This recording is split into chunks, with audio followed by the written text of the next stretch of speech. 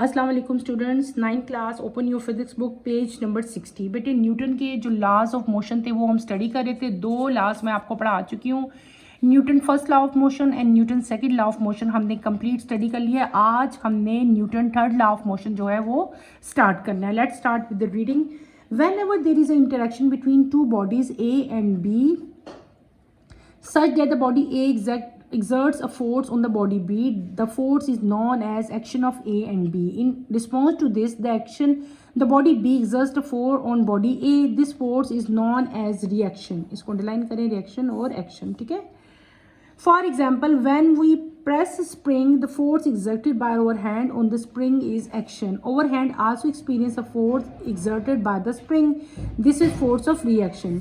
Newton expressed these reactions and reaction force in his third law of motion. It states that for every action there is always an equal and opposite reaction.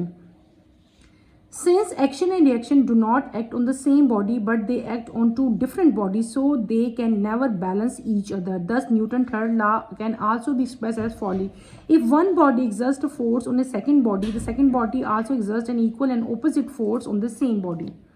हमने बेटे आज क्या study करना है? हमने आज study करना है Newton third law of motion. Newton third law of motion के ने हमें क्या एक्सप्लेन किया था बेटे? इसने बताया था कि जब भी कोई दो बॉडीज, आप सपोज करो आपके पास एक बॉडी ए है और एक आपके पास बॉडी बी है, ठीक है? जैसे कि आपको ये डायग्राम में दिखाई हुई है। आप सपोज करो कि आपके पास कोई सी दो बॉडीज हैं, सच डैट ये बॉडी ए होगी आपका हैंड, ये बॉडी बी जो होगी क्या होगी? स्प्रिंग होगी, ठीक है?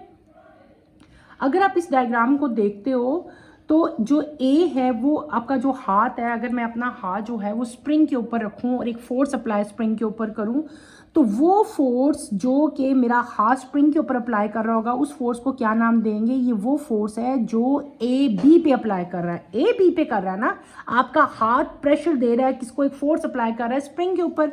तो जो ए की फोर्स है उस फोर्स को हम लोग क्या कहेंगे बेटे? उसको हम लोग कहेंगे एक्शन। क्या कहेंगे? एक्शन, ठीक है? इसी तरह इसके रिस्पॉन्स में बी भी जो है वो बॉडी ए पे फोर्स अप्लाई कर रहा होता है और वो फोर्स जो बी ए पे अप्लाई कर रहा होता है उसको हम लोग क्या कहते हैं? रिएक्शन कहते हैं। क्या कहते हैं? रिएक्शन कहते हैं, ठीक है? यानी कि कहने का मतलब ये है कि आपके हाथ को भी स्प्रिंग की जो फोर्स है वो फील होती है, ठीक है? न्यूटन के अकॉर्डिंगली इन बातों के जो मैंने आपको समझाया, इसका मतलब है कि there are two type of forces. एक फोर्स एक्शन है और एक फोर्स को हमने क्या कह दिया? रिएक्शन कह दिया। तो न्यूटन की जो थर्ड लॉ ऑफ मोशन है उसकी स्टेटमेंट बेटे क्या है कि टू एवरी एक्शन, जितने भी एक्शंस होते हैं हर एक्शन का एक इक्वल और ऑपोजिट क्या होता है? रिएक्शन भी होता है, ठीक है? जैसे कि अब जो है ये जो एक्शन और रिएक्शन होता है, ये दोनों बॉडी जो हैं do not act on the same body. ये एक बॉडी पे ही नहीं एक्ट हो रहे होते, बल्कि क्या होता है ये दो डिफरेंट बॉडीज पे एक्ट हो रहे होते हैं। फॉर एग्जांपल देखो, ए पे वो वाला फोर्स अप्लाई हुई थी जो स्प्रिंग प्रोड्यूस कर रहा था और स्प्रिंग पे वो फोर्स प्रोड्यूस हुई थी जो ए प्रोड्यूस करता था। यानी कि दो फोर्सेस थी, एक की डायरेक्शन अपवर्ड थी और एक की डायरेक्शन क्या थी? डाउनवर्ड थी। यानी कि मैं स्प्रिंग को प्रेस कर रही थी लेकिन स्प्रिंग जो है वो ऊपर आने की कोशिश कर रहा था ना। यानी कि दोनों एक एक फोर्स जो है एग्जर्ट कर रहे थे लेकिन दोनों की डायरेक्शन क्या थी? ऑपोजिट थी। तो ये वाली फोर्स कौन सी हुई थी? ए वाली एक्शन थी और बी वाली बेटे क्या थी? रिएक्शन थी।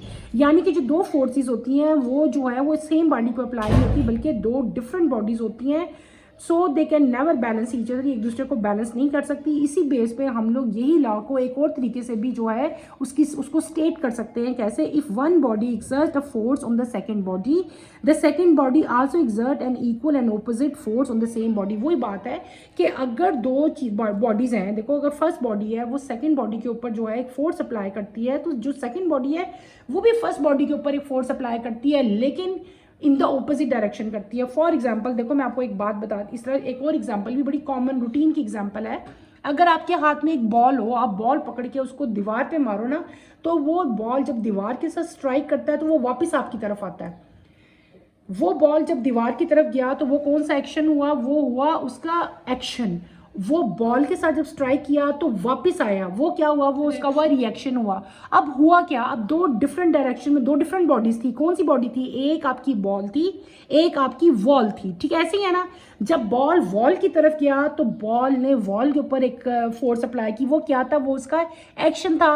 इन रिवर्स वॉल ने क्या किया, वॉल ने दोबारा बॉल को धक्का दिया और उसको ऑपोजिट साइड पे फेंक दिया, वो वॉल थी। यानी कि दो बॉडीज होगी ना, एक बॉल और एक वॉल। जो एक्शन था जब बॉल वहां पे गया, जब वो वॉल के साथ हिट किया तो बॉल वापस आ गया, जो उसका वापस आना है वो क्या चीज थी, वो थी उसका रिएक्शन। यानी कि दो चीजें प्रोड्यूस हुई, एक एक्शन प्रोड्यूस हुआ बेटे, एक रिएक्शन प्रोड्यूस हुआ। दोनों सेम थे लेकिन क्या था, इनकी डायरेक्शन जो थी वो ऑपोजिट थी। और यही चीज क्या है, इसी को हम लोग न्यूटन का थर्ड लॉ ऑफ मोशन कहते हैं। मेरा ख्याल है आपको क्लियर हो चुका होगा, ठीक है। आगे बेटे हम चलते हैं, नेक्स्ट हमारा आता है force act in pairs. Force जो है, कोई भी बॉडी की जो फोर्स होती है वो पेयर्स की फॉर्म में किसी बॉडी के ऊपर एक्ट करती है। How? We have studied that force act in pair when two objects interact, that is action and reaction force. We often notice that force that seem to make something happen, but usually we do not notice the other force involved. Here are some examples of pair of force involved in accordance with Newton third law of motion. यहाँ पे आपको बताया हुआ है कि forces जो हैं वो हमेशा पेयर्स की फॉर्म में एक्ट करती हैं। बाज़ औक़ात हमें ऐसे होता है कि पेयर्स क्या हो गए, जो मैंने आपको बताया है, एक्शन और रिएक्शन। एक एक्शन होता है फोर्स का और एक क्या होता है उसका, रिएक्शन होता है, ठीक है। एक्शन और रिएक्शन सेम होते हैं लेकिन इनकी डायरेक्शन हमेशा ऑपोजिट होती है। लेकिन हम लोग कभी कभार हमें ऐसे फील होता है कि हम सिर्फ एक फोर्स को नोटिस कर रहे हैं, दूसरी फोर्स जो है वो हमें पता ही नहीं चलती। तो न्यूटन के लॉ को देखते हुए कुछ एग्जाम्पल्स हैं जिनसे हमें ये पता चलेगा कि फोर्सेज जो हैं वो पेयर की फॉर्म में एक्ट करती हैं। वो कौन कौन से हैं बेटे? पहली एग्जांपल आपको दी हुई है, consider a block lying on the table. कोई भी ब्लॉक है अगर आपके टेबल पे पड़ा है, the force acting downward on the block is weight. The force exert a downward force on the table equal to weight. The table also exert reaction force Fn on the block. The two forces on the block balance each other and the block remain at rest. आपको example दी हुई है कि अगर कोई भी block जो है वो एक टेबल पे पड़ा हुआ है, ठीक है, तो जो फोर्स है वो डाउनवर्ड जो है, एक फोर्स इसके ऊपर ब्लॉक के वेट के ऊपर अप्लाई हो रही है। ब्लॉक जो है एक डाउनवर्ड फोर्स जो है और टेबल पे क्रिएट करता है जो कि उसके वेट के इक्वल होती है। किसके इक्वल होती है? वेट के इक्वल, ठीक है। और टेबल भी एक फोर्स जो है, रिएक्शन फोर्स जो टेबल एग्जर्ट करता है वो किसके इक्वल होती है? वो Fn। ये Fn जो है बेटे ये वो फोर्स है जो टेबल की वजह से प्रोड्यूस हो रही है। और जो W है ये क्या है? ये डाउनवर्ड फोर्स है जो कि टेबल के वेट के इक्वल है। तो इसका मतलब क्या हुआ कि इस ब्लॉक्स पे दो डिफरेंट फोर्सेस अप्लाई हो रही हैं जो दोनों एक दूसरे को बैलेंस कर रही हैं और ब्लॉक जो है वो अपनी रेस्ट पोजीशन ही पे रहेगा। दूसरी एग्जांपल आपको जो दी हुई है वो क्या है? When A bullet is fired from a gun, the bullet move in the forward direction with the force F. This is the force of action. The gun recoils in the backward direction, which is the reaction force. आपने अगर कभी notice किया हो, gun में से जब हम bullet fire करते हैं तो बुलेट जो है वो क्या होती है? वो फॉरवर्ड डायरेक्शन में, यानी कि आपके आगे मूव करती है, ठीक है, आगे जाती है ना बुलेट स्ट्रेट। अगर स्ट्रेट गन है तो स्ट्रेट जाएगी, ऊपर करोगे तो ऊपर की तरफ जाएगी। तो ये जो इसकी फॉरवर्ड डायरेक्शन है ये क्या होती है? With force F। ये जो फोर्स प्रोड्यूस हुई है ये क्या चीज़ प्रोड्यूस हुई है बेटे? एक्शन। ये एक्शन हुआ है। लेकिन जब आप फायर करते हो तो साथ ही एक तो आगे होता है, साथ ही आपकी गन जो है वो बैकवर्ड जाती है, पीछे जाती है आपकी गन। तो ये जो गन का रिकॉइल होना और पीछे जाना होता है, जो बैकवर्ड डायरेक्शन होती है ना, ये क्या चीज़ होती है? ये कौन सी फोर्स होती है बेटे? ये उस रिएक्शन फोर्स है, क्योंकि ये सेम वैसी ही फोर्स है लेकिन इसकी डायरेक्शन जो है ऑपोजिट है। तो यानी कि ये भी एक्शन और रिएक्शन हो रहा है आपके पास, ठीक है। तो ये भी न्यूटन के थर्ड लॉ ऑफ मोशन ही की एग्जांपल्स हैं। और इस एग्जांपल से दोनों से ये पता चलता है कि फोर्सेज जो है वो हमेशा in the form of pair जो है वो एक्ट करती हैं, ठीक है। इनको आप लोगों ने अच्छी तरह करना है। नेक्स्ट टॉपिक हमारा है limitations of Newton's law of motion. जो हमने न्यूटन्स के लॉज पढ़े हैं, कितने लॉज पढ़े हैं हमने? 3 लॉज पढ़े हैं, ठीक है, 1, 2 एंड 3। इनकी कुछ लिमिटेशन है। लिमिटेशन मीन कि ये हर चीज़ के ऊपर एप्लीकेबल नहीं है, कुछ चीज़ें हैं जिनके ऊपर इनको हम अप्लाई नहीं कर सकते। इसकी कुछ लिमिटेशंस है, वो आज हम स्टडी करेंगे। We have already explain that Newton law of motion can be applied with very high degree of accuracy to the motion of the object and velocity which we come across in everyday life.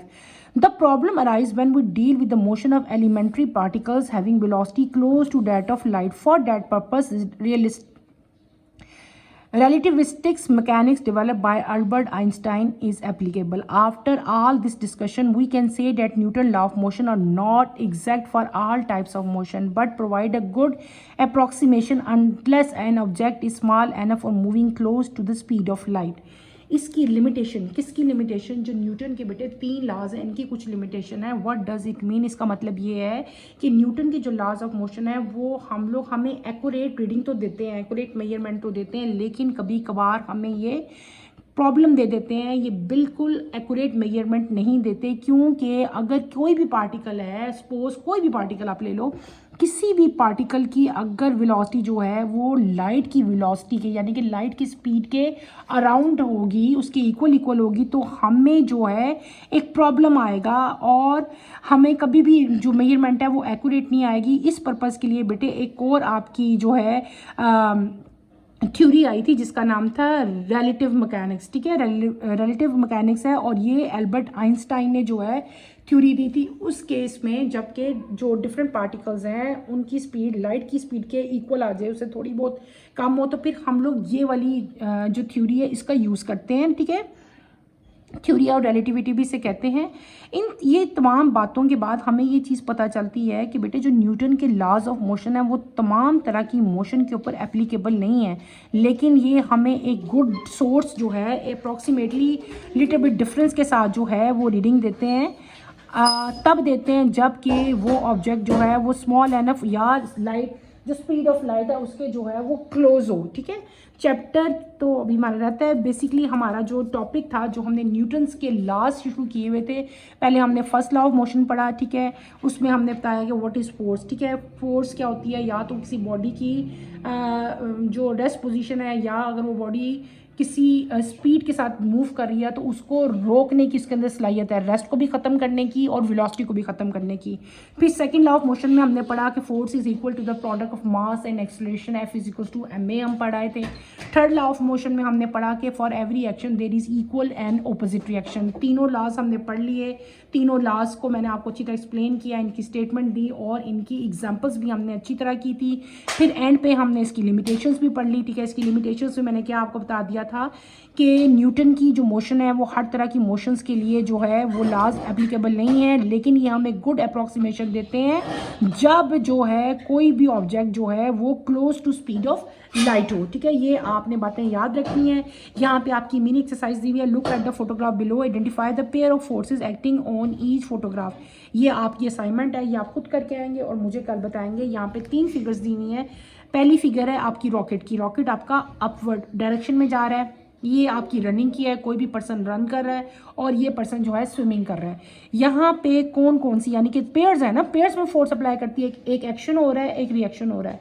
आप लोगों ने मुझे कल ये बताना है कि इन तीनों पिक्चर्स में एक्शन क्या हो रहा है और रिएक्शन क्या हो रहा है. ये आप लोग मुझे कल बताओगे. कोशिश करनी है आपने कि इसको समझो और मुझे बताओ. लेकिन अगर आपको नहीं भी समझ आएगी तो कोई परेशानी वाली, घबराने वाली बात नहीं है. मैं कल खुद आप लोगों को ये करवा दूंगी. आज के लिए बेटे इतना ही काफ़ी है. नेक्स्ट लेक्चर के लिए आप चैनल को सब्सक्राइब करें, शेयर करें और लाइक करें. कोई क्वेश्चन होता है तो आप लोग मेरे से पूछें. ओके बेटे, अल्लाह हाफिज़.